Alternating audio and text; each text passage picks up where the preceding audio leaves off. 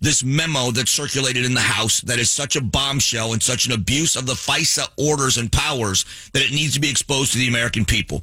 And as always, when we reach out to his office, he's kind enough to give us some time. Congressman, thanks for giving us time this morning.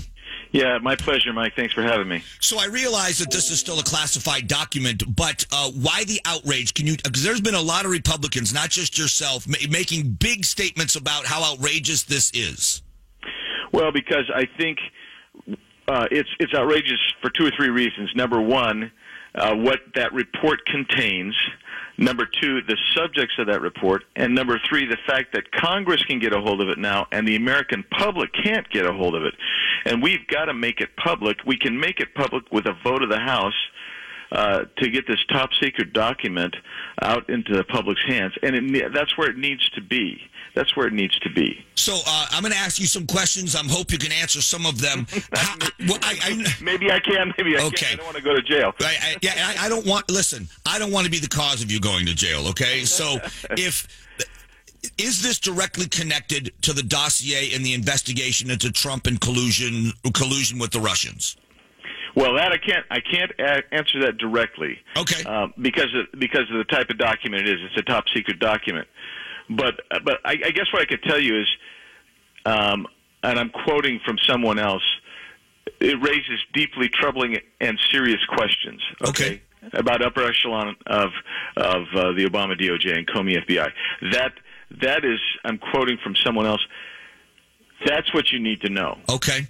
I hope that helps. It helps just a little bit anyway. It does. And see, the FISA orders, I explained to everyone, the FISA orders are to surveil foreign entities. And if ever there's an American that is caught up in that surveillance and it's presumed or thought to be a law broken by an American, they have to go and get a separate order by a separate judge showing that evidence that an American needs to be surveilled. And I'm not saying this has any relevance there other than this is from a FISA order. Balancing, and I know it's difficult for you to, balancing the need to know with protecting privacy, how much does this cross the line? Well, let me just say this, that there is no, in my opinion, there's nothing that impacts national security in this memo, and right now it's classified top secret, but it could easily be declassified in that sense of the word. It takes two things to happen. President has to the Congress has to pass it out of the House, not the Senate, but of the House, and then the president has to agree to authorize its release. And I believe the president's going to want this released. I believe that this would pass out of the House. And I mean, we're talking. Mike, let me just also make this point. I don't ever want to hear a Democrat ever say they're for transparency again, because no Democrat voted to even let the rest of Congress see this on that Intelligence Committee yesterday. It was all Republicans.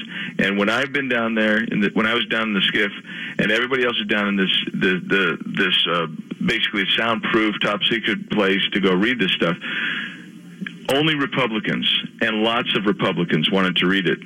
And the response was, as far as I could tell, unanimous. This has got to get out in the public's hands. People need to know this. So, Florida Representative Matt Gaetz said that he believes the consequences of its release will be major changes in people currently working at the FBI and Department of Justice. Do you agree with that? Okay. I agree with that 100%. So and I, with all apologies to the people that are listening, we're looking for information in a bombshell. As long as this document remains top secret, we had described the SCIF before, this top secret room. You're allowed to read the documents, but you're not allowed to share the information with somebody that doesn't have the same clearance that you do, correct? That's correct. So absolutely, if the timeline is what you want it to be, how quickly could they vote on it in the House? How quickly could it get to the president? And how quickly could the American public find out what's in this? You could do all of that today, but I don't believe that they're going to do that today. So what I've been doing is a letter's going out today with myself and a bunch of other members of Congress to our leadership saying put it on the floor. Which means that we may do it soon, but my guess is within 10 days we should have something done on this. We should. And so what would be the holdup of not doing something today or in the very near future? Well, if the leadership team decided they didn't want to put it on the floor for whatever reason, that's really the holdup right there. See, and I think here's the problem with any of this from my point of view is Americans are suspicious of surveillance anyway.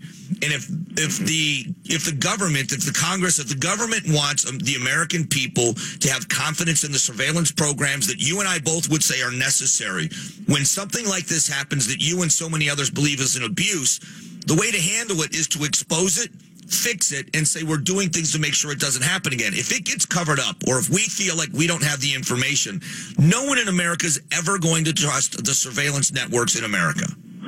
Well, look, it is critical. I mean, it's critical to be able to spy on foreigners who are spies and we believe are engaged in nefarious action against this country.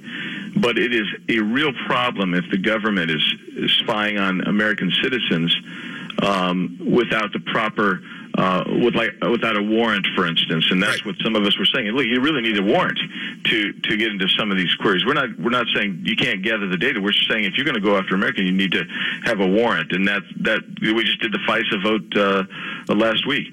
But the problem that we have to be very careful here. You just want to make sure that you can trust the spy gatherers. I have an idea. See if this works for you. If you remember, Senator Feinstein. Yeah. She blamed what she did with the dossier and the information, the testimony. She blamed that on having a severe cold and maybe it clouded her judgment. Why not just get her the flu and sneak these documents to her, and she'll take care of the rest? Hey, well, anything I've said here I shouldn't have said is due to a cold, okay? All right. See, we've set you up for the excuse. There it is. So go take some NyQuil, and we'll call you back in an hour after you've had plenty of NyQuil and see what we can get out of you then.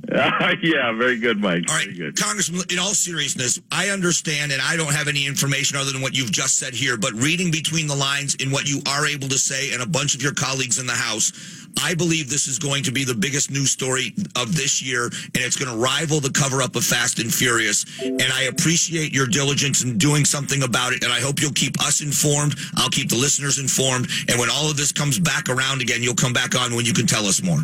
Absolutely, Mike. I agree with you. This is the scandal of our time. All right. Thank you. I appreciate it. Thanks, Mike. All right, that's Congressman Andy Biggs. Just a few minutes. All joking aside, you just heard him say this is going to be the scandal of our time, so keep your ears right here. 550 KFYI, the Mike Broomhead Show. Well, the House